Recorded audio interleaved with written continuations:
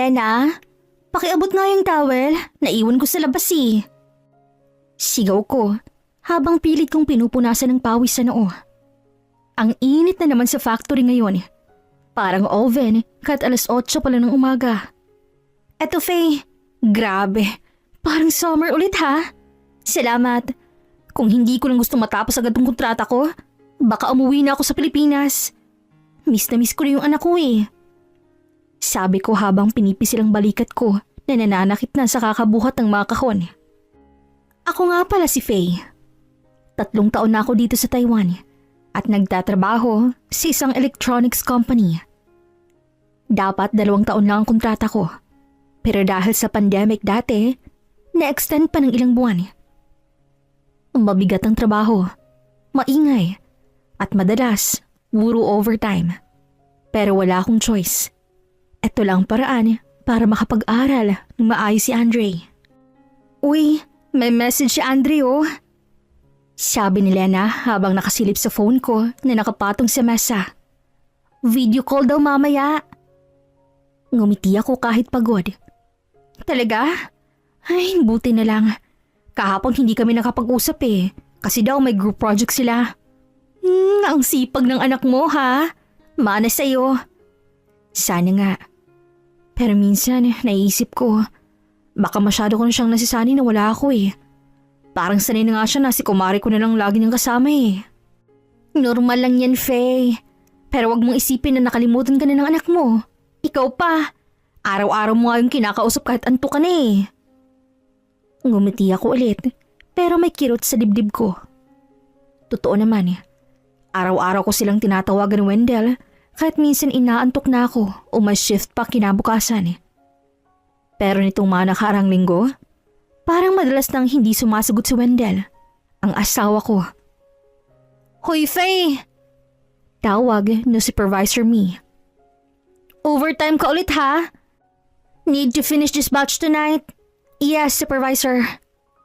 Pag-alis niya, napabuntong hininga ako. Ay, Lena, mukhang gagabihin na naman tayo nito. Ganyan talaga. Pero at least, may extra pay. Di katulad doon sa bansa natin na pag-overtime, thank you lang, kaya di umuunlad eh. Oo nga, di bali na. Para sa anak ko, kakayanin ko. Habang bumabalik ako sa linya ng trabaho, tinitigan ko ang maliit na picture ni Andre na nakaipit sa loob ng ID ko. Nakangiti siya dito at may bitbit pang medalya. Soon anak, uuwi rin ako. Nang matapos ang lahat at nakapagpahinga na ako, tinawagan ko muli si Andre. Buti na lang at nasagot niya agad. Napangiti ako. Parang nabura lahat ng bakod ko sa maghapong trabaho. Anak, kamusta ka na? Nako, ang laki mo na naman ha. Ilang araw lang akong di nakatawag, parang tumangkad ka ulit. Napakamot siya ng ulo, sabay ngiti. Sabi ni Ninang lumalaki daw ako kasi matakaw ako mama. Hay nako, pero wag sobra ha. Baka pag uwi ko, puro bilbil na yan. Nga pala, kamusta ang school mo? May bago ka bang project? Meron ma. Group project si Science. Gumawa kami ng model ng solar system. Si Papang tumulong sa akin mag-cut ng mga bola-bola. Kwento niya habang inaayos ang camera para ipakita sa akin ang kanilang ginawang project. Wow, ang galing naman. Ang linis oh. Ikaw bang nag-color nito? Opo, pero si Ninang po ang bumili ng mga gamit kasi busy po si Papa. Sabi niya may inaasikaso daw po siya sa labas. Ganun ba? Si Papa mo, nasaan? Napatingin siya sa gilid ng screen na parang may gustong sabihin pero nag-alinlangan. Si Papa po, nasa labas lang siguro ma. Sigurado ka? Kasi lagi ko siyang tinatawagan minsan hindi sumasagot eh.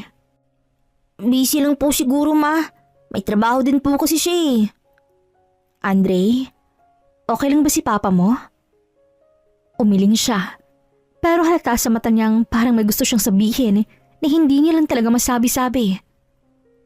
Ma, may... Hindi niya natuloy ang sasabihin niya, sana sa akin, nang biglang bumukas ang pinto sa kanyang likod. Oh, kanino ka nagvi-video call? Narinig kong boss iyon ni Wendell. Kay mama po. Kay mama mo? Ay, akin na. Ako na munang kakausap. Uy, hon. Hi, kamusta ka naman dyan? Lately hindi ka sumasagot sa mga tawag ko ha. Napakamot siya sa ulo. Pasensya na hon. Medyo toxic sa work eh. Alam mo naman yung shop, dami ng customers. Pati overtime. Oo, naiintindihan ko. Pero kahit text mo lang sana nagpadala ka. Para di ako masyadong nag-aalala. Sorry talaga hon. Ayoko lang ma-stress ka pa dyan sa abroad. Ang hirap na nga ng trabaho mo tapos daragdagan ko pa. Sumingit naman si Andre. Ma, pakita ko po yung medal ko kahapon. Ngunit agad kinuha ni Wendell ang cellphone. Ako na muna anak. Usap lang kami ni mama mo sandali. Doon ka na muna. May oras pa naman para dyan sa medal mo, di ba? Tumango si Andre at medyo napayuko bago umalis sa harap ng kamera. Pagkaalis ni Andre, bumigat bigla ang hangin sa pagitan naming mag-asawa. Natahimik pa kaming dalawa ng ilang segundo. Wendell, may problema ba? Wala naman hon. Sigurado ka? Kasi parang may gusto kang sabihin pero lagi mo kong iniiwasan eh. Honey naman, wala kang dapat ipag-alala. Busy lang talaga ako. Pati si Andre, lagi kong inaasikaso. Talaga? Pero bakit si Kumaring laging nag-a-update sa akin? Kahit nung nagkasakit si Andre, siya pang nagsabi, hindi ikaw. Sandaling na nahimik si Wendell. Ayoko lang kasing mag-alala ka. Baka maapektuhan pang trabaho mo niyan. Pero asawa mo ko. Dapat sa akin mo sinasabi. Alam mo, kahit pagod ako, gusto kong marinig kahit simpleng kwento lang galing sa'yo. Minsan pa nga isang hi lang sapat na sa akin eh. Sorry Han. May iba ka bang problema, Wendell? Hindi ko alam kung ako lang ba tong nakakaramdam. Pero parang ang layo mo na. Parang hindi na ikaw yung lalaking lagi kong kausap dati. Wala Han. Pagod lang talaga. Promise. Kung pagod lang, sana sabihin mo pa rin. Kasi ramdam ko yung takot ni Andre tuwing tinatanong ko kung nasan ki eh. Parang may gustong sabihin yung bata pero natatakot. Faye, wag mo nang tanungin si Andre ng ganyan. Bata pa yun. Baka kung anong isipin pa. Wendell, baka naman may tinatago ka na dyan eh. Faye naman, kung may problema sasabihin ko naman sa'yo. Wala, okay? Kaya please, wag ka nang mag-isip ng kung ano. Gusto kong maniwala. Gusto kong isipin na pagod lang talaga siya. Pero yung tingin niya, yung pilit ng ngiti, hindi ko alam kung dahil lang ba sa stress yun. Okay, basta alagaan mo si Andre ha. Alam mo namang siya lang lakas ko dito. Kayo, konting tiis na lang. Matatapos ang kontrata ko. Promise hon, aalagaan ko kayo pareho. Mag-ingat ka dyan. Huwag ka masyadong magpapagod ha. Tumango ako. Sige, sabihin mo kay Andre, tawagin ko ulit siya mamaya bago ako matulog. Oo, sasabihin ko. Bye na hon. Bye. Sabi ko. Pero nanatili akong nakatingin sa back screen kahit patay ng tawag. Huminga ako ng malalim. Pinilit kong umiti kahit mag-isa lang ako sa dorm. Pero sa loob-loob ko, may kung anong kaba na bumabalot sa aking dibdib. Bakit ganon? Kahit anong pangako ni Wendell, parang may bahagi ng puso kong nagsisabing hindi na siya totoo sa akin. At mas masakit, alam kong nakikita rin yun ni Andre. Faye, boss is looking for you again. Bulong ni Maylin, kasamahan ko sa assembly line habang nag-aayos kami ng mga circuit boards. Ha? Si Mr. Chen? Bakit daw? Don't know. Maybe he like you, ha? Napailing ako, sabay tawa ng mahina. Sus, hindi ha. Siguro may papagawa lang muli. Ngunit habang sinasabi ko yun, napansin ko rin ang mga tingin ni Mr. Chen mula sa glass office sa itaas.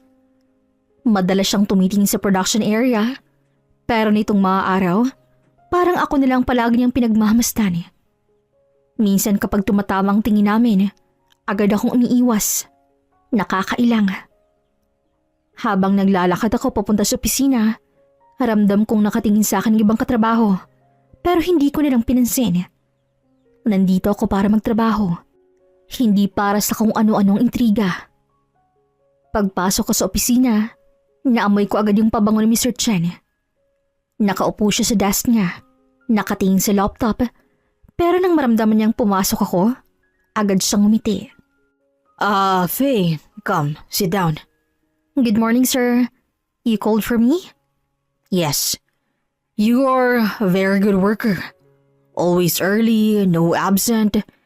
And I want to say, good job. Thank you, sir. Maybe after work we can eat dinner. Company dinner. Just you and me. My treat. Medyo natigilan ako. Sir, sorry po. I can't. I have to call my family after work.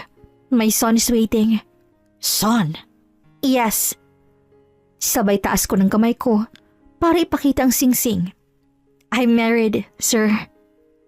Sandaling natigilan si Mr. Chen bago tumango. I see. Very lucky husband. Ngumiti ako ulit, pero sa loob-loob ko, gusto ko nang lumabas. Thank you po. Anything else, sir? No, you can go. Good work, Faye. Tumayo ako agad, nagpaalam ng maayos, at halos maglakad ng mabilis palabas ng opisina. Pagbalik ko sa production line, agad akong binati ni Lena. Oh, ano rang sabi ni boss? Wala, pinuri lang ako. Tapos nagyaya ng dinner. Pero syempre tinanggihan ko, no? Ha? Grabe ka, Faye. Baka gusto ko nga talaga ni Mr. Chen. Ang swerte mo. Hindi ako interesado, Lena. May asawa na ako. Tsaka ayoko ng gulo. Kaya pala lagi mong suot yung singsing kahit sa trabaho, no? Para hindi na lumapit yung mga marites dito. Napatingin ako sa singsing ko at pinunasan ito ng bahagya. Oo, eto kasing paalala ko kung bakit ako dito eh. Para kay Wendell at kay Andre. Habang nagpatuloy ko sa trabaho, napansin kong ilang beses pa rin akong tinitingnan ni Mr. Chen mula sa glass window. Pero bawat beses na nagtitamang mga mata namin, tinataas ko ang kamay ko at pinapakita ko ang singsing ko. Para malinaw, para walang mabigyan ng maling akala. Nang matapos ang shift, sabay kaming umuwi ni Lena. Habang naglalakad kami pauwi sa dorm, nagkwento siya tungkol sa plano niyang umuwi sa Pinas pagkatapos ng kontrata niya. Ikaw, Faye, ilang buwan na lang, no? Excited ka na? Grabe, oo. Halos 3 taon din akong hindi nakakauwi. Miss na miss ko na yung amoy ng bahay namin. Yung halakhak ni Andre. Lahat. Si Wendell, kamusta na kayo? Medyo natigilan ako sa tanong niya. Okay naman. Minsan lang parang may nagbago. Hindi ko alam kung ako lang ba yung nakakapansin. Baka kasi namimiss mo lang. Sana nga. Ayoko lang isipin na habang nagsusumikap ako dito, may nangyayari nang hindi ko alam sa kanila. Pagdating namin sa dorm, diretso ako agad sa kama. Kinuha ko ulit yung cellphone ko, binuksan ng messenger at tiningnan kung may message si Wendell.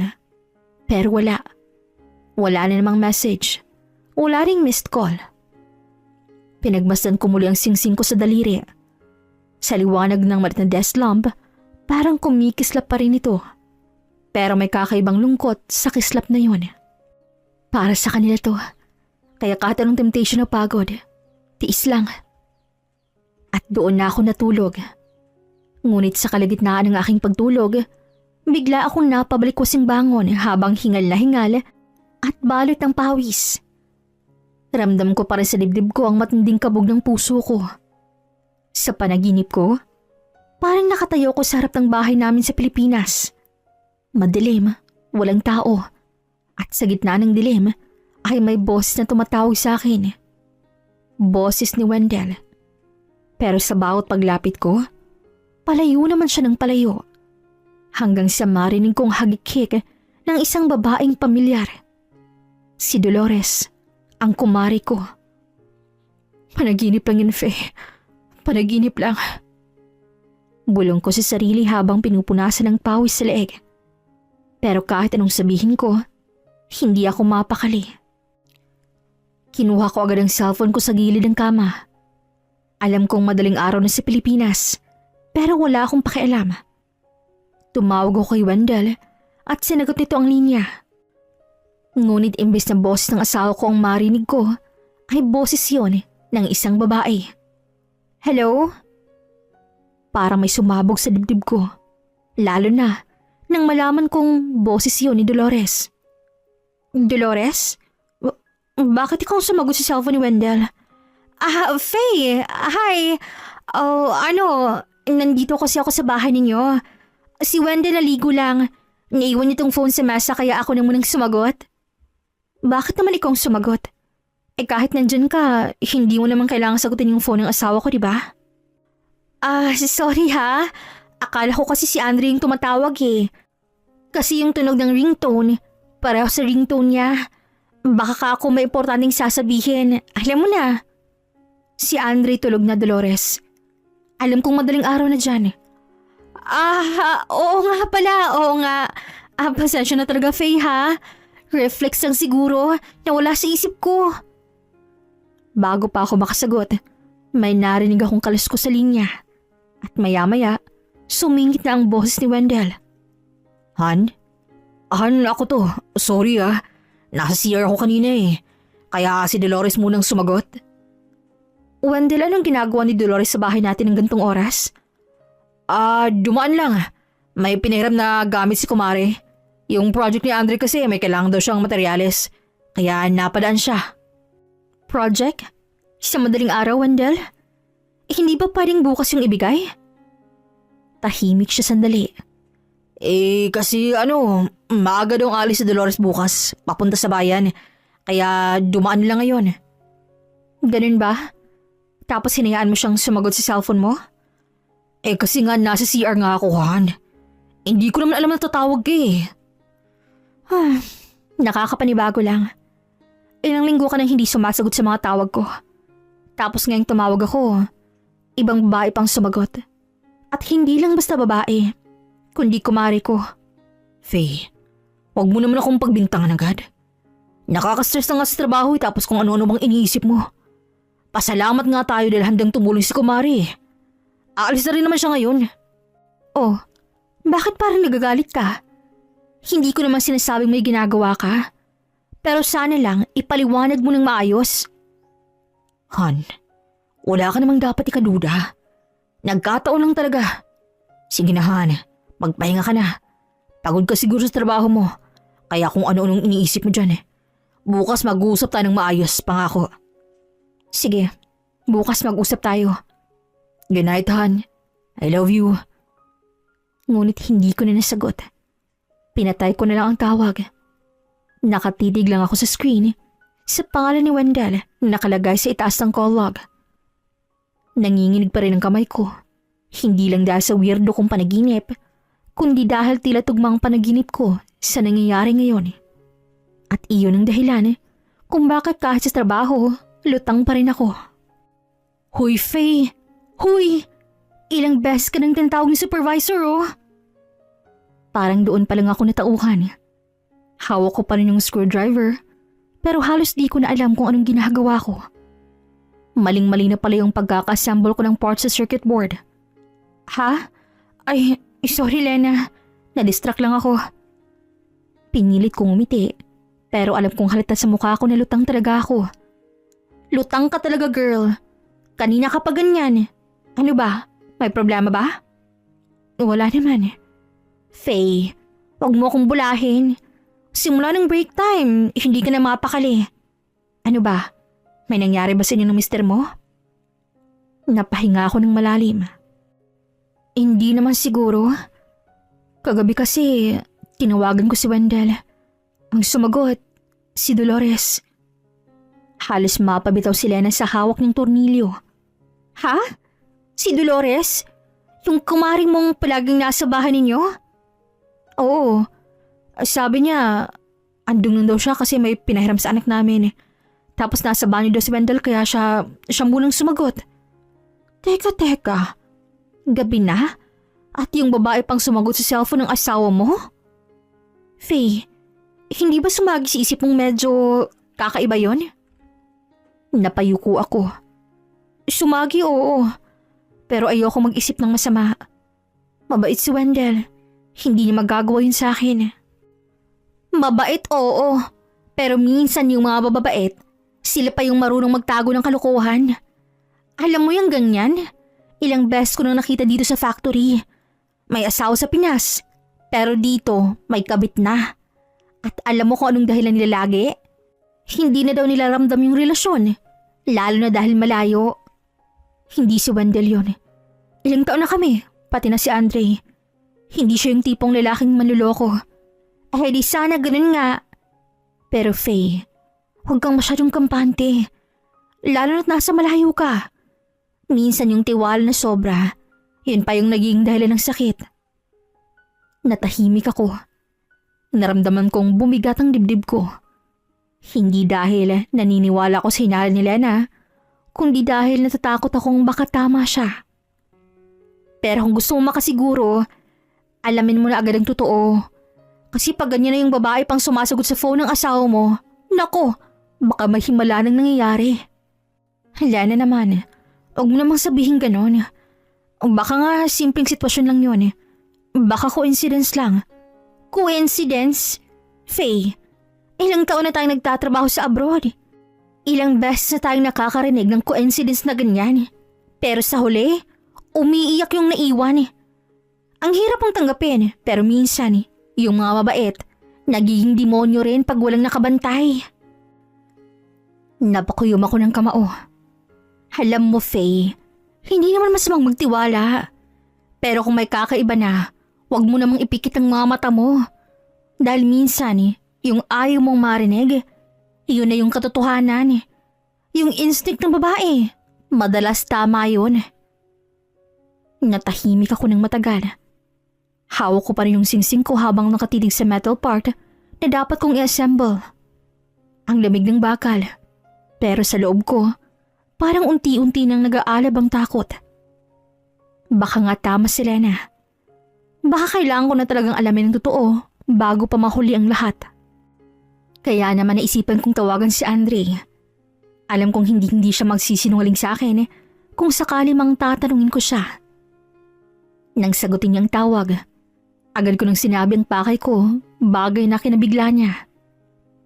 Be honest anak ha, huwag kang matakot kay mama. Sa lahat, alam mong tayo lang magkakampi. May napapansin ka bang kakaiba kay Papa at kay Ninang Dolores mo? Yung parang iba na? Tumahimik si Andre sa kabilang linya. Rinig ko lang mahinang kaluskos ng notebook niya at ang tunog ng electric fan sa classroom. Sinadya ko talagang tawagan siya ng gantong oras dahil alam kong nasa paralan siya at hindi makakasingit ang papa niya kung sakaling may sabihin siya sa akin. Anak, tawag ko muli, pilit pinapakalmang sarili kahit ramdam ko ang mabilis na tibok ng dibdib ko. Wala ma. Sagot niya pero napayuko siya. Kita ko sa video call ang paggalaw ng mata niya, yung parang iniiwasan ng tingin ko. Busy lang po lagi si Papa. Ma, may klase pa ako. Wait lang anak. Si Papa ba natutulog pa rin sa kwarto namin? Parang natigilan siya. Sandali siyang tumingin sa gilid, tapos napakamot ng ulo. Oo naman ma.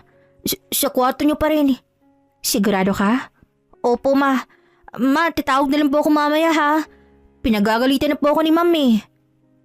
At bago ko pa siya mapigilan, bigla nang nag-black ang screen. Naputol lang tawag. Napahawak ako sa dibdib. Pilit pinapakalma ang kaba na parang hindi na matigil. Alam kong may tinatago si Andre. Halata sa mga mata niya. Kaya naman tinext ko siya. Anak, kung natatakot ka, isipin mo na kakampi mo ako. Kung ano man ang alam mo, sabihin mo na, please. Huwag kang matakot. Lumipas pang mga oras bago ako tawagan ni Andre. Ma? Mahina ang boses niya na parang kinakabahan. Nasa labas ako, sa tindahan ni Aling Cora. Oh, bakit ka nandyan? Gabi na. Di ba sabi ko huwag ka nang lumalabas kapag madilim? Ma, kailangan ko lang sabihin to bago ko magsinungaling ulit. Bigla akong natahimik. Alam kong may mabigat siyang gustong sabihin, kaya doon na ako kinabahan. Sige anak, sabihin mo lang. Huminga siya ng malalim bago sumagot. Ma, nakita ko sila. Nakita mo? Sila? Sino? Si Papa, tsaka si Ninang Dolores. Parang biglang nawala ang hangin sa paligid ko. Hindi ako agad nakasagot. Parang may humigpit sa dibdib ko habang nakatingin sa video call. Nanginginig pang kamay ni Andre habang hawak ang cellphone. Anak, anong ibig mong sabihin nakita mo sila? Ma, nakita ko po sila sa kwarto po ninyo. Nung una akala ko nag-aaway sila kasi maingay. Pero nung sinilip ko, Ma, nakita ko si Papa na nakapatong po kay Ninang. Wala po silang damit. Hindi ko alam kung anong mas masakit. Yung mismong sinabi niya o yung paraan ng pagkakabigkas niya na pilit na pinapatatag para hindi ako mag-alala. Hindi lang isang beses, Ma. 2 beses ko po silang nakita.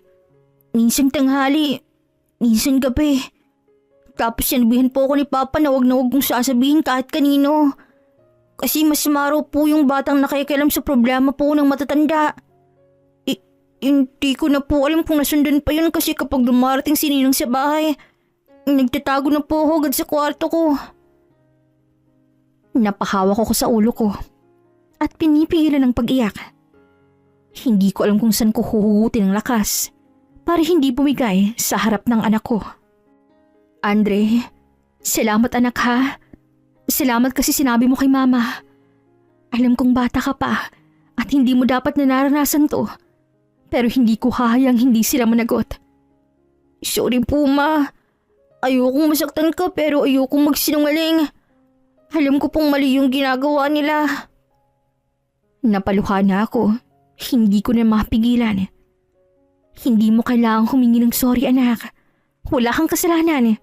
Huwag mong sisihin ang sarili mo. Pero anak, huwag ka munang magsasabi kahit kanino ha. Kahit sa lola mo, kahit sa kaklase mo.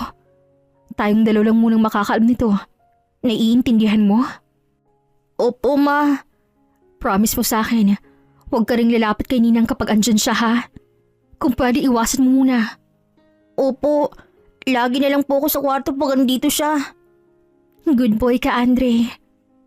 Sabi ko, pilit ngumingiti habang pinupunasan ng luha ko. Tandaan mo, ikaw ang kakampi ni Mama ha. Tayong dalawa lang. Kahit anong mangyari, huwag mong kakalimutang mahal kita. Pero anak, magkinig ka kay Mama ha. Hindi ko alam kung tama bang iuutos ko to sa'yo. Pero gusto ko makasiguro sa lahat. Kailangan nating magkaroon ng pruweba. Anong pruweba, Ma? Gusto kong hulihin mo si Papa at si Ninang, anak. Hindi mo kailangan lumapit. Basta kapag nakita mo ulit silang magkasama sa kwarto may ginagawa, kuhanan mo ng video picture. Pero siguraduhin mong hindi ka nila makikita ha. Ma, baka po mahuli ako. Alam ko anak, pero gagabayin ka ni Mama ha. Huwag mong iisipin na masama yan. Kasi gusto lang nating malaman ang katotohanan. Para sa ating dalawa to. Para sa pamilya natin. Tumahimik si Andre saglit bago tumango. Sige po, Ma. Gagawin ko. Promise mo sa akin mag-iingat ka. Opo, promise po. Kinagabihan, hindi ako mapakali. Halos hindi ko maituloy ang trabaho ko. Nakatingin ako sa makina habang paulit-ulit tumatakbo sa isip ko ang mukha ni Andre. Yung boses niyang pilit minapatatag kahit bata pa. Ilang ulit kong sinubukang itaboy ang kaba, pero bawat tunog ng cellphone ko, napapapitlag ako. Hanggang sa mag-ring ito, si Andre. Ma, andito ulit si Ninang. Nasa kusina sila ni Papa kanina tapos pumasok na naman po sa kwarto niyo. Napasinghap ako. Anak, huwag kang lalapit agad ha. Dahan-dahan lang. Ilagay mo sa tahimik ang cellphone mo. Tapos maglakad ka ng hindi maririnig. Opo. Naririnig ko ang bawat yabag niya. Bawat paghinga. Para akong nandoon sa bahay at hindi ko na magawang huminga. Ginawa ko na po, ma. Pinicturean ko. Tsaka nag-video din po. Ayokong makita to pero ginawa ko kasi gusto kong managot si Papa. Anak, tama yan. Huwag mo nang tingnan. Lumabas ka na sa bahay. At sa bakuran lang. Huwag mong ipaalam na alam mo na, ha? Opo. Ma, masama po ba ako? Hindi, anak. Hindi ka masama. Ikaw ang pinakamatapang na anak sa buong mundo. Gusto ko pong umiyak, ma. Umiiyak din si mama, anak. Pero kailangan nating maging matatag. Para sa atin, ha? Tayong dalawa lang. Pagkababa ng tawag, niyakap ko ang cellphone ko na parang si Andre ang yakap ko. Hindi ko alam kung paano ko haharapin ang bukas. Pero isa lang ang malinaw sa akin. Tapos na ang aking pagtitiwala. Hindi ko na alam kung anong mararamdaman. Para na akong sasabog sa loob. Kaya naman bago pang mangyari yun, sinabi ko na yun kay Lena. Lena, tama ka. Tama ka sa lahat ng sinabi mo. Niloloko nga ako ni Wendell. Nang marinig niya yun, agad siyang napaupo sa tabi ko habang hawak pa rin ang kape niya. Ano? Sigurado ka ba? Si Andre mismong nagsabi. Nakita niya. 2 beses. May video na rin siya. Hindi ko alam kung paano ko nagawang huminga pagkatapos kong marinig yun. Parang gusto kong lumipat pa uwi ngayon din. Hayop talaga yung lalaking yan. Ginawa mo lang ang lahat para sa pamilya niyo tapos ganito? Habang andito ka, nagpapakahirap mag-overtime para may ipadala. Siya naman pala. Nako, nakakadiri, Faye. At si Dolores pa talaga? Ang kumari mo? Parang ayokong maniwala. Pero andun yung ebidensya lang eh. Anak ko mismong nakakita. Hindi lang isang beses. Hindi rin aksidente. Ginusto nila to. Nilapastangan nila pati bahay ko. 2 linggo na lang. At makukumpleto ko na yung kontrata ko. Pwede na ako magbakasyon. Kaya hindi ko na to palalampasin. Uuwi ako. Magpa-file ako ng kaso. Gusto kong managot silang dalawa sa ginawa nila. Napakuyom ako ng kamao. Sa dami ng gabi kong tiniis ang lungkot. Sa lahat ng pagkakataong tiniis ko ang pagod sa trabaho para lang may maipadala sa kanila. Eto lang palang kapalit. Habang wala pa ako sa bahay, malinaw naging tungkulin ni Andre ang maging mata't kamay ko sa loob ng aming tahanan. Sinabihan ko siyang magtago ng duplicate ng mga video sa isang folder na may password sa phone niya at ipadala sa akin agad kapag ligtas na. Tinuro ko rin kung paano i-compress sa mga files at itago ang mga orihinal sa ibang folder para hindi agad mabura. Alam kong hindi madali para sa kanya. Nakikita ko sa mga mensahe ang takot sa mga kamay niyang pumasok sa kwarto na kumukuha ng video. Ang pagdadalong isip bago pinindin ng shutter. Kaya habang nagbabantay siya doon, lagi kong pinapramdam sa kanyang hindi siya nag-iisa. At bago ang araw ng aking pag-alis, binili ko talaga yung iPhone 17 Pro Max. Yung pinakabago at pinakamahal pa sa tindahan. Habang hawak ko yun, ramdam ko yung halo-halong emosyon sa dibdib ko. Galit, sakit, pero may kakaibang ngiti sa labi ko. Ito na siguro ang pinakamagandang regalo na ibibigay ko sa isang kaaway. Paglapag ko sa NAIA ng 10:00 ng umaga, ramdam ko ang bigat ng dibdib ko.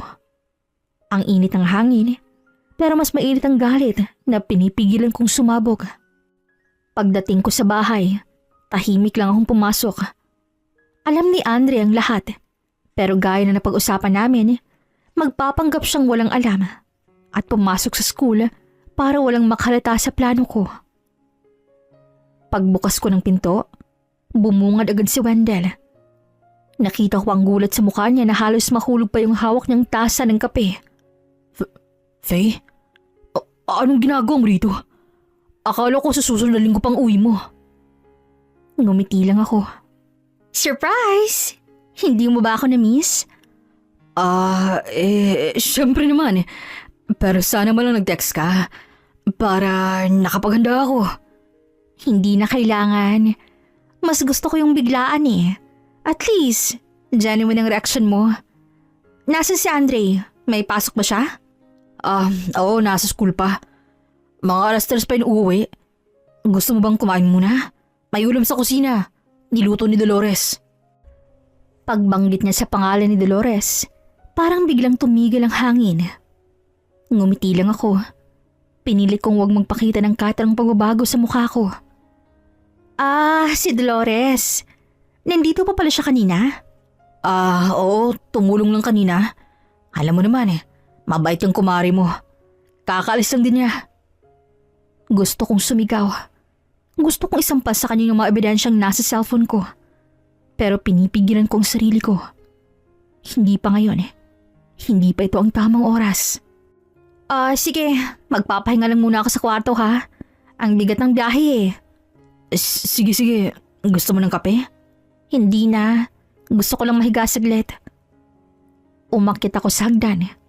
Bawat hakbang, ramdam ko yung panginginig ng kamay ko. Pagpasok ko sa kwarto, napasandal ako sa pinto at mariin kong minikit ang mga mata. Ang halimuyak ng amoy sa loob, ibang-iba na. May halong pabango na hindi ko kilala. Amoy ng babae. Amoy ng kataksilan. Maya-maya, may kumatok sa pinto. Han, gusto mo ba ng juice? Hindi na. Sige, mamaya pag uwi ni Andre, sabay tayong kumain Oo, sabay tayo. Sagot ko. Pero sa loob ko, ibang sabay ang binabala ko. Sabay silang luluhod sa araw na ipapakita ko na ang lahat. Pagkaalis niya sa tapat ng pinto, nilabas kong malit na box mula sa bag ko. Doon nakalagay ang bagong iPhone 17 Pro Max, ang regalo ko kay Dolores. Pinunasan ko ang screen, inihanda, nilagyan ng lahat ng ebidensya at binago ang wallpaper. Ngumiti ako ng mapait. Kung gaano mo ako ginamit, ganun din kita pasasalamatan. Mas maganda, may souvenir ka. Bumaba ako mula sa kwarto ilang oras nang lumipas. Si Wendell ay abala sa sala, nakatutok sa TV, pero halatang hindi naman talaga nanunood. Parang nag-aabang lang ng kilos ko. Oh, gising ka na pala. Kain ka muna. Niluto ko yung paborito mong sinigang. Wow! Talagang naaalala mo pa yung gusto ko, ha? Siyempre naman. Asawa kita Sabi niya sabay yakap sa akin. Kahit ramdam ko yung init ng katawan niya, parang nagyayelo ang loob ko. Ang halik niya sa pisngi ko na dati ay nagpapakilig sa akin. Ngayon parang apoy na gusto kong punasan. Bumitiw ako at kinuha kong isang maliit na paper bag na kanina ko padala. May regalo ako para sa'yo.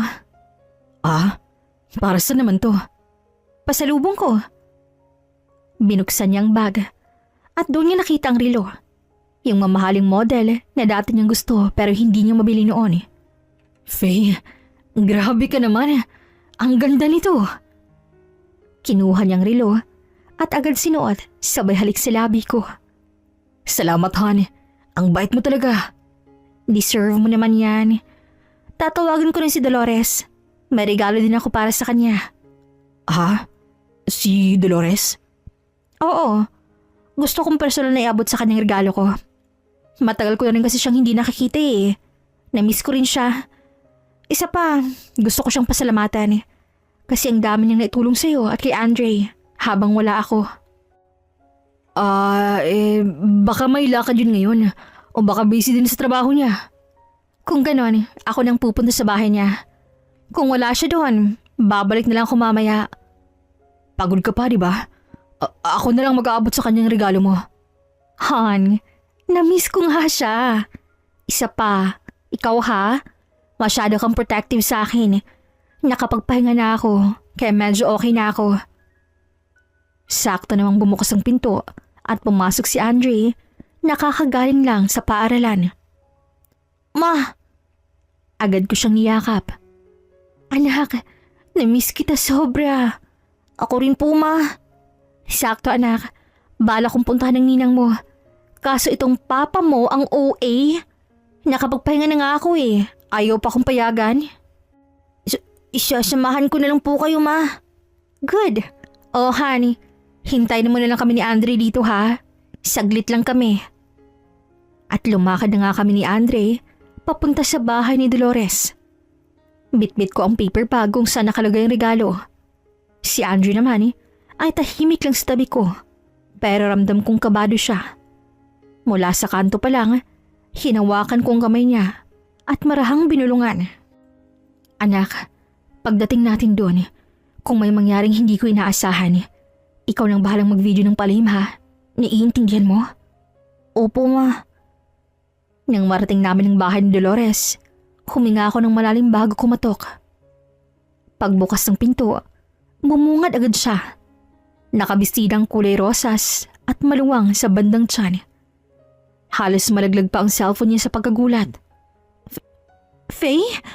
Diyos ko, ikaw na ba yan? Oo, ako to. Surprise visit. Bakit di ka nagsabi na uuwi ka na? Sana naghanda ako. Surprise nga, di ba? Grabe. Tumaba ka, ha? Blooming ka din ngayon. Parang may kakaibang glow. Ay, ewan ko ba? Siguro dahil sa mainit na panahon. Kamusta ka na, Mare? Ay, eto, okay lang naman. Alam mo na, abala sa bahay. Salamat, Mare, ha? Kasi ikaw talagang naging karamay nila habang wala ako. Lalo na si Andre. Napatingin si Dolores kay Andre, sabay alis ng tingin. Ay, oo naman. Mahal ko yung inaanak ko eh. Tahimik akong tumingin sa kanya. Saka ko napansin yung mas maigi, yung bestida niya na medyo humahapit sa bandang tiyan. Hindi mo agad mapapansin kung hindi mo tititigan. Pero ako, kabisado ko ng katawan ni Dolores.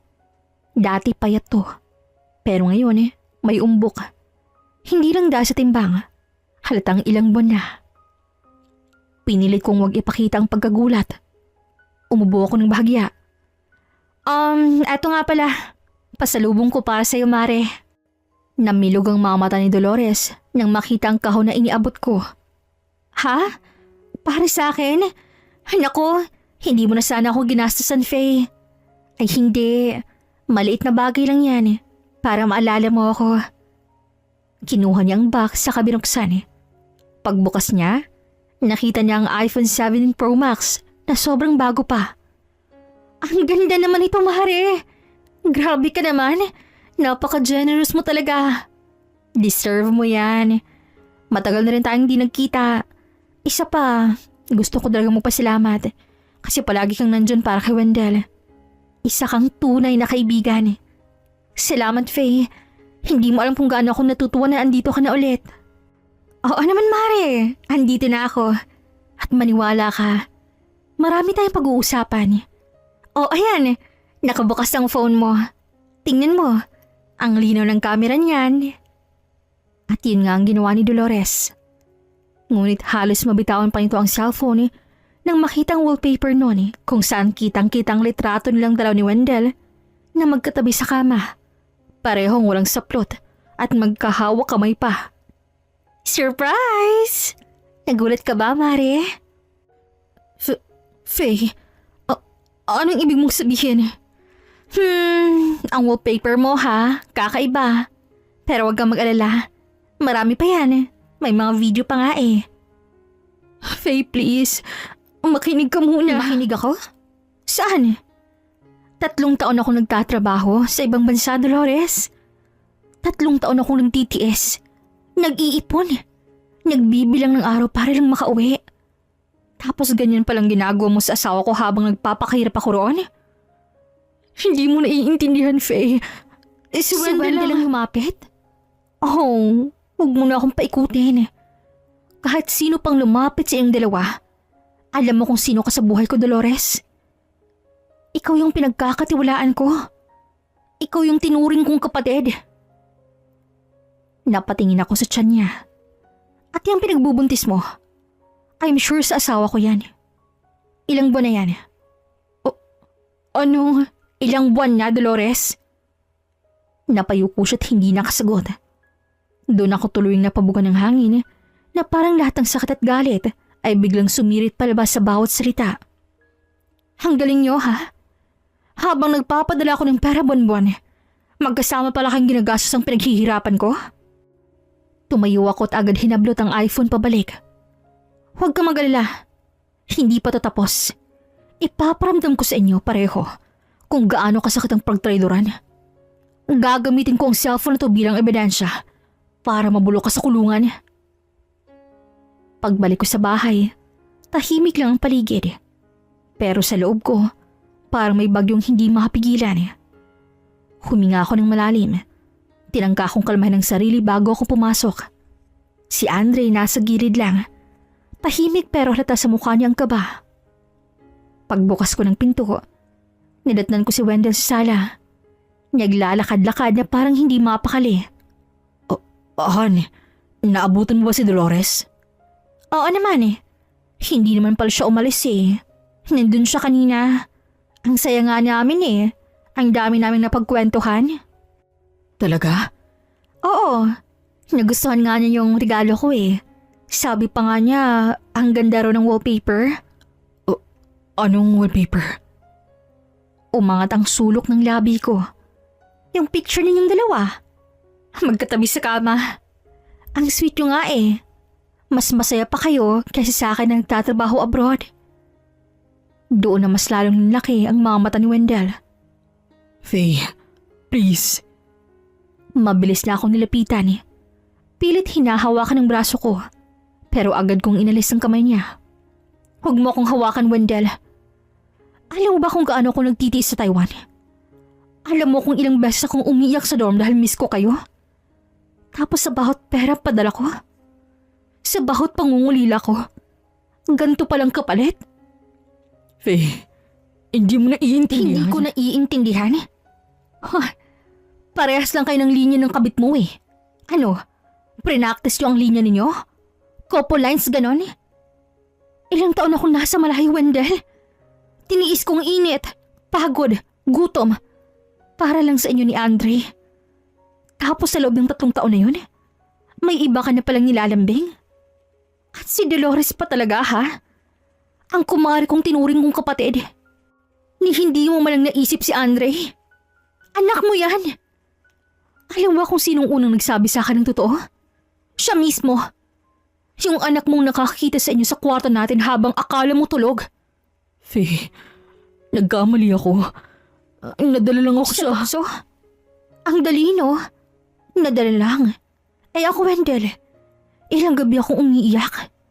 Ilang buwan ako nagkasakit sa trabaho dahil sa stress. Ilang beses kong ginustong umuwi. Pero tiniis ko para sa inyo. Pero ikaw, ang dali mong nalasing sa lambing ng iba. Faye, mahal pa rin kita, please. Pakinggan mo muna ako. Mahal? Tingin mo maniniwala pa ako sa salitang mahal na nanggagaling sa taong walang respeto sa asawa niya, ha? Sa taong tinuruan ng anak niyang manahimik habang niloloko niyang ina nito? Hindi ka lang nangaliwa, Wendell. Ginawa mo pa yan sa mismong bahay natin. Sa kwarto natin. Alam mo ba kung gaano kasakit marinig mula sa anak mo na ikaw mismong sumira sa tiwala namin? At alam mo pa ang mas masakit? Binuntis mo pa. Malit lang ang tiyan kaya hindi siguro napansin ng iba. Pero ako, nakita ko. At gusto mo bang hulaan ko kung sinong ama? Sino pa ba? Ding magaling kong asawa. Nanginginig ang labi ni Wendell. Faye, patawarin mo ako. Nagkamali ako. Nagtukso lang talaga ako. Pero wala kaming plano ni Dolores sasaktan ka. Wala sa plano namin to. Wala sa plano? Para mo na rin sinasabing sinaksak mo ako pero hindi mo sinasadya. Naglolokohan ba tayo dito, ha? Faye, please. Mahal kita. Ayusin natin to. Umiling ako at marahan kong pinunasan ng luha ko. Hindi ko alam kung kaya ko pang ayusin ng isang bagay na sinadya mong sirain. Pero kung gusto mong ayusin, hintayin mo ako sa korte. Doon tayo mag-usap. Doon ko ipapakita lahat ng ebidensya. Wala siyang nagawa kundi mapaupo at mapahawak sa ulo. Si Andre naman ay marahang lumapit sa akin at hinawakan ang kamay ko. At doon tuluyan kong binitawan ang titigo kay Wendell. Sa unang pagkakataon hindi ko na nakita ang asawa kong dating pinapangarap kong yakapin pag uwi ko. Ang nakikita ko nilang ay isang estranghero, isang lalaking winasak ang tiwala ko. Kinabukasan, maaga akong gumising. Halos wala akong tulog, pero buo ang loob ko. Pumunta ako sa munisipyo, dala ang lahat ng ebidensya. Ang mga larawan, mga video. Bawat pindot ko sa screen, bawat pag-scroll sa gallery, parang muling binubuksan ng sugat na hindi pa rin naghihilom. Pero kailangan kong tiisin. Pagdating ko sa loob ng opisina, sinalubong ko ng isang babaeng empleyado. Ma'am, ano pong sadya ninyo? Magpa-file ako ng kaso. Adultery. Sige po ma'am, kailangan lang po namin ng mga dokumento, marriage certificate, ID at ebidensya. Isa-isa kong nilapag sa mesa ang lahat ng kailangan. At habang ginagawa ko yon, ramdam kong nanginginig ang mga daliri ko. Pero sa puso ko, buo na ang aking desisyon. Habang tinatanggap ng abogado ang mga file mula sa akin, tinanong niya ako. Ma'am, sigurado po ba kayo? Minsan mahirap to lalo't may anak kayo. Oo, pero mas mahirap po yung araw-araw na niloloko ka ng taong akala mo tapat sa'yo. Tumango siya at nagsimula na kaming gumawa ng affidavit. Habang nagtatype siya, muling tumakbo sa isip ko ang lahat.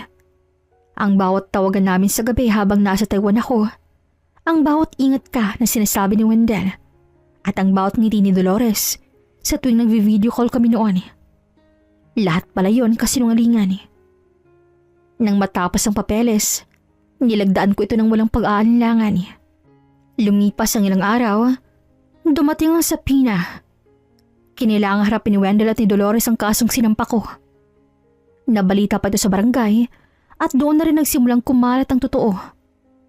Yung mga taong dati humahanga sa kanila, ngayon napapailing at umiiwas ng tingin.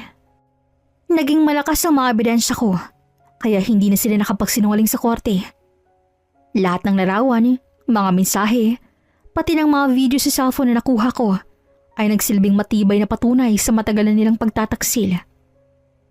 Habang binabasa ng hukom ang mga detalye ng kaso, ramdam ko ang bawat piraso ng sakit na muli kong naramdaman. Pero ngayon, may halong galak at katarungan. Tahimik lang si Wendell sa kanyang kinauupuan. Nakayuko habang si Dolores ay umiiyak. Pero sa akin, wala na akong awang nararamdaman. Matagal nila akong ginawang tanga. At nang marinig ko sa bibig ng hukom ang salitang guilty, para akong nabunutan ng tinik sa dibdib. Hindi ko napigilang mapaluha. Pero hindi yun luha ng kahihiyan, kundi luha ng tagumpay. Sa wakas, may hustisya na. 5 hanggang 6 na taon silang makukulong. Nakita ko kung paanong binigyan sila ng pagkakataong magpaliwanag. Pero kahit anong sabihin nila, malinaw ang katotohanan na pareho silang nagkasala. Si Wendell, na ilang taon kong minahal at pinagkatiwalaan, at si Dolores, na itinuring kong pamilya, ay parehong nilapastangan ng tiwala ko. Pagkatapos ng hatol, tumayo ako ng tuwid. Hinayaan kong lumapit si Wendell, pero agad akong iniwas ang tingin. Faye, please, pakinggan mo muna ako. Ay, nagkamali ako. Hindi mo na kailangang magpaliwanag. Ginawa mo na nga magpaliwanag kanina, di ba? Pero hindi ka pinanigan ng hukom. Kasi di siya naniniwala sa mga palusot niyo. Ako pa kaya? Kung may awa ka man, sana noon mo pa yun naisip bago mo ako pinayasag ng tong paraan. Faye, I'm sorry. Hindi ko ginusto. Hindi mo ginusto? Hindi? Ginusto mo, Dolores? Kasi kung hindi, hindi ka magtatagal sa kama ng asawa ko. Hindi mo uuliting pumunta sa bahay para lang gumawa ng himala. At huwag mong sabihing aksidente yung nangyari sa tiyan mo. Napahagulhol siya, pero wala na akong naramdaman. Ni katiting na awa, wala na. Paglabas ko ng korte, sinalubong ko ni Andre at mahigpit na akong niyakap. Ma, tapos na ba? Ngumiti ako at hinaplos ang buhok niya. Oo anak, tapos na. Wala na tayong iisipin pa. May bagong simula na tayong dalawa. Habang naglalakad kami palabas ng gusali, naramdaman kong unti-unting gumagaan ang dibdib ko. Hindi dahil nakulong sila, kundi dahil pinili kong palayan ang sarili ko sa kasinungalingan. Pag-uwi ko sa bahay, tinanggal ko lahat ng mga litrato naming dalawa ni Wendell.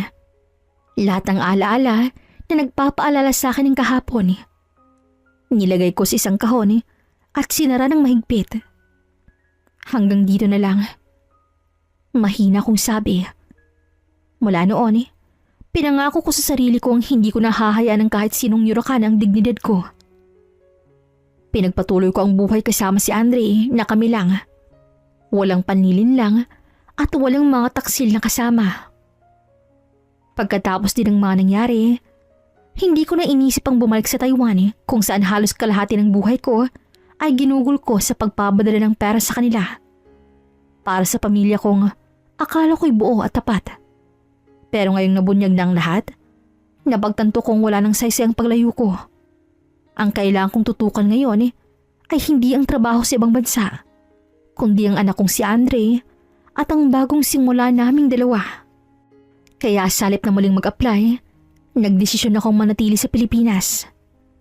Matagal ko na rin yung pinag-isipan. At sa huli, mas nanaig ang pagiging ina ko kaysa pagiging OFW. Ayoko nang umalis pa at iwan si Andre sa iba. Marami na siyang pinagdaanan dahil sa mga kasalanan ng ama niya. At ayokong madagdagan pa ng bigat sa puso ng anak ko. Ginamit ko ang konting ipon ko sa pagbuo ng malit na negosyo. Nagsimula ako sa simpleng online selling, mga damit, sapatos, at kung ano-ano pa. Sa una mahirap. Maraming beses akong halos sumuko, lalo na kapag kulang ang puhunan o kapag walang benta. Pero sa tuwing titingnan ko si Andre, bumabalik ang lakas ko. Nakikita ko sa kanyang dahilan kung bakit ko kailangang magpatuloy. Minsan habang nag-aayos ako ng mga pandang ready ng ipadala, lumapit siya't nagsalita. Ma, ang galing mo. Ikaw na po talaga yung boss ngayon. Boss? Hindi anak. Para lang tayong mag-partner. Tulungan mo ako ha, para sabay tayong umangat. Promise ma, ako na rin po ang taga-picture ng mga tinda po ninyo. Unti-unting lumagong maliit naming negosyo. Natutunan kong magbenta online, gumawa ng live selling at makipag-usap sa mga customer. Minsan may mga kumukuha pa ng maramihan kaya kahit papaano, naging stable na ang kita ko. Hindi na rin ako umaasa sa kahit kanino. Minsan may mga balita akong naririnig tungkol kina Wendell at Dolores. May ilan pang kamag-anak na nagtangkang makiusap para bawiin ko ang kaso. Pero tumanggi ako.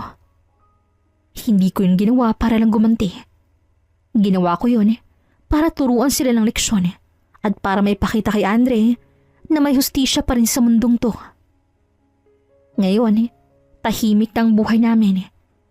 Hindi man marangya, pero puno ng kapayapaan at pagmamahal. Araw-araw, pinupuna namin ni Andre ang mga nasayang na taon. At sa bawat gabi bago ako matulog, lagi kong sinasabi sa sarili ko na hindi ko kailangan ng lalaking magpapatatag sa akin. Kayang-kaya kong tumayo sa sarili kong paa dahil may anak akong umaasa at may puso akong marunong ng pumili ng sarili kong kapayapaan. Bukod doon, agad-agad ko ring inumpisahan ang proseso ng annulment.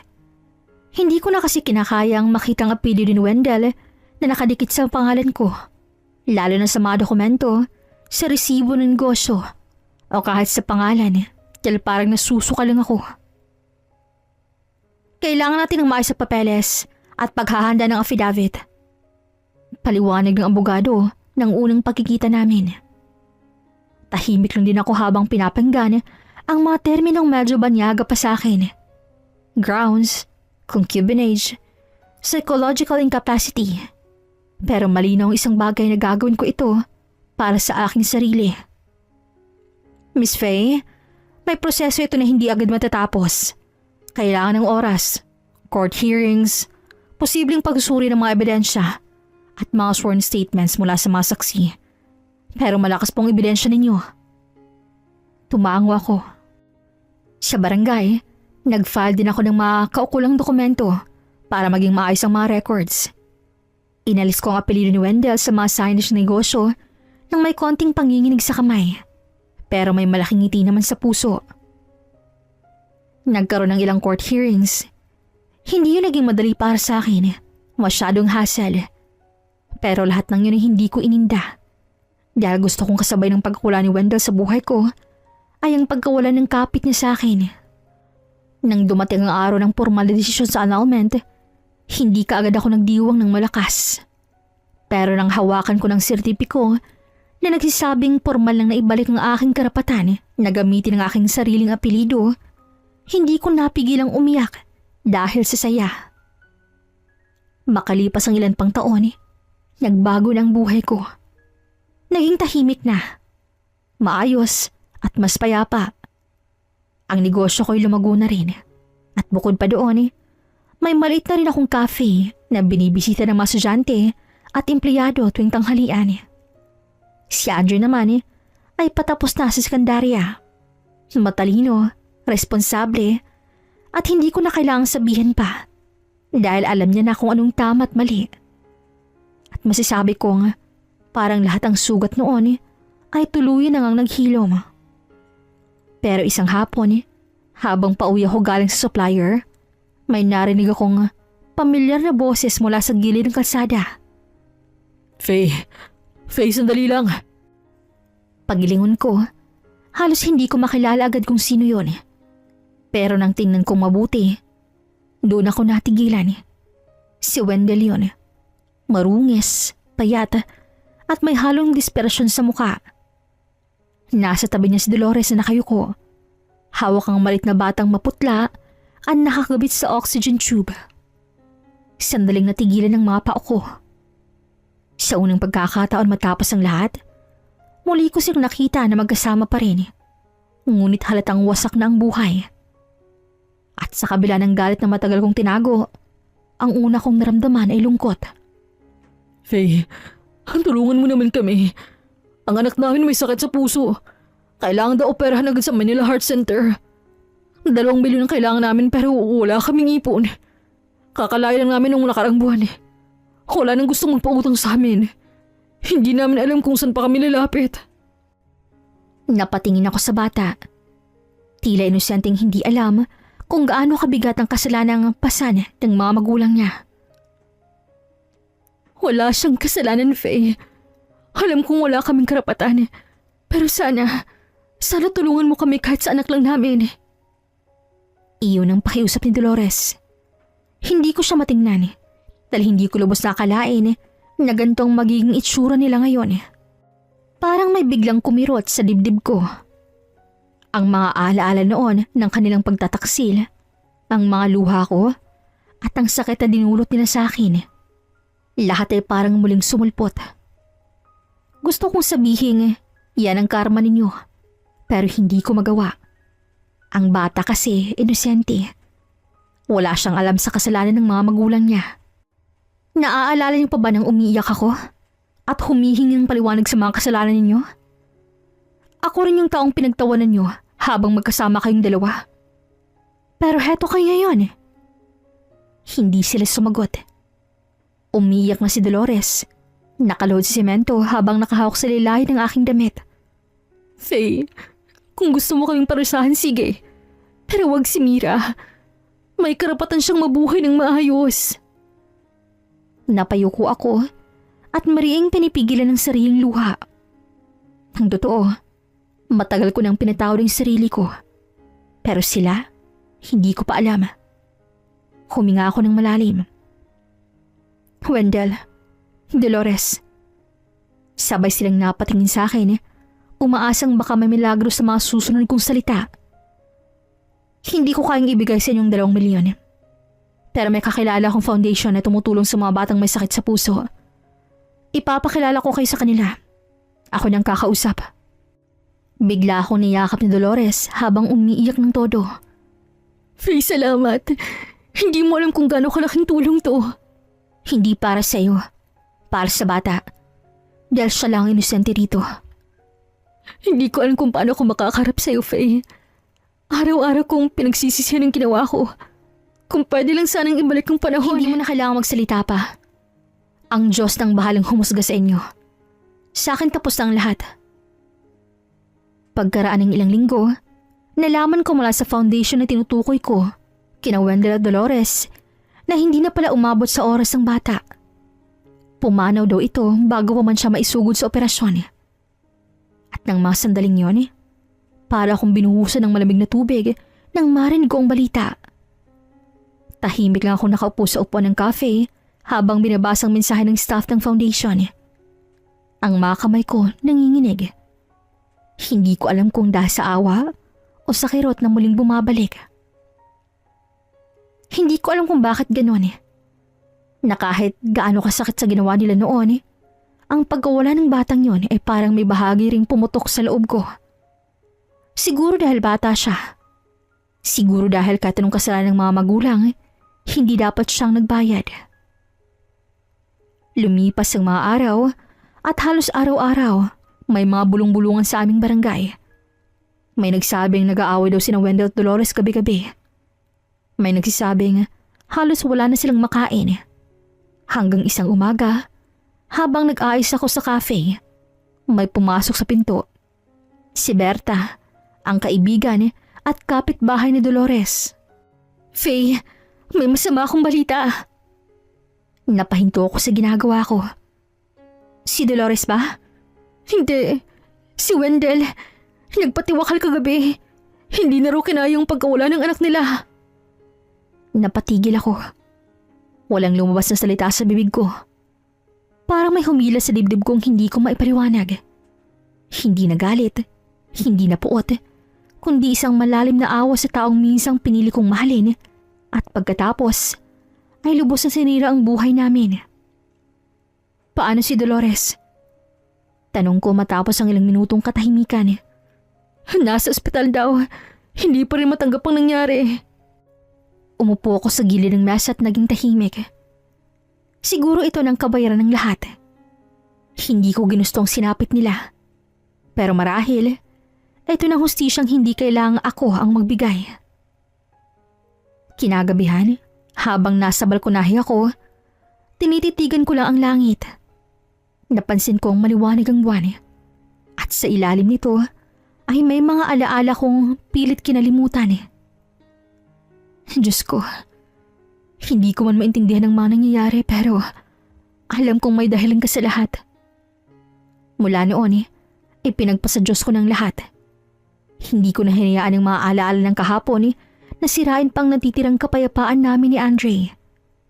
At sa bawat dasal ko, hindi ko hinihiling hustisya o paghihiganti, kundi pagpapatawad at kapayapaan para sa kanila at para sa sarili ko. Ngayon, maayos ng takbo ng buhay namin. Si Andre patapos na sa kolehiyo at siya na mismong tumutulong magpatakbo ng cafe. Minsan nag-uusap kami tungkol sa mga plano niya na gusto daw niyang magtayo ng sarili niyang branch sa kabilang bayan. Ako naman, nakangiti lang habang pinapakinggan siya. Ma, kung hindi ka siguro naging matatag noon, baka iba na rin kinahihinat na natin. Minsan anak, kailangan mo munang daanan ng bagyo para ma-appreciate mo ang araw. At mula noon, natutunan ko ng sapat na ang buhay dito. Hindi ko na kailangang mag-ibang bansa para makahanap ng kapayapaan. Kasi ang tunay na kapayapaan, nasa puso ko na. At tuwing titingala ako sa langit, hindi galit o kirot ang nararamdaman ko, kundi pagpapakumbaba at pagpapasalamat. Dahil kahit gaano kalalim ang sugat ng kahapon, tinuruan ako ng Diyos kung paano maghilom ng walang hinanakit at magmahal ng walang kapalit. Sa ngayon, I'm still single. Nakabukas pa rin naman ako sa posibilidad na magmahal muli. Pero hindi ko na minamadali. Kasi kung darating siya, gagawa ng paraan ng tadhana para makilala ko siya. Hanggang dito na lamang po. Maraming salamat sa pakikinig. This is Regine here in Miss Teen Stories. Hanggang sa susunod muli.